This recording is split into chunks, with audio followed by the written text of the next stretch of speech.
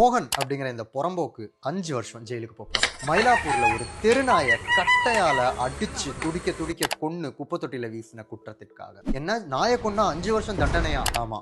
BNS 325 செக்ஷனுக்கு கீழே எந்த ஒரு விலங்கை கொன்றாலும் 5 ஆண்டுகள் சிறை தண்டனை உண்டு. நாயோட உடம்ப குப்பை தொட்டியில இறங்கி எடுத்து போஸ்ட்மார்ட்டம் காமிச்சிருக்காங்க. நிறைய பேர் ஃபீல்டுல இருந்து ஒர்க் பண்ணிருக்காங்க. எல்லாருக்குமே என்னோட மனமார்ந்த நன்றிகள். ஒரு இடத்துல நாய்களால் பிரச்சனை இருக்கு அப்படின்னா நீங்க பண்ண வேண்டியது நகராட்சி, ஊராட்சி, மாநகராட்சியை தொடர்பு கொள்றது. அவங்க உங்க புகாருக்கு சரியான ரெஸ்பான்ஸ் கொடுக்கல, நீங்க கட்டை எடுத்துட்டு போயிட்டு கார்பரேஷன்காரன் அடிக்க வேண்டியது தானே. அடிச்சா உங்க மேல கேஸ் போட்டுருவாங்க, உங்க மேல ஆக்ஷன் எடுப்பாங்க, கேட்கறதுக்கு ஒரு 10 பேர் இருக்காங்க, அந்த பயம்.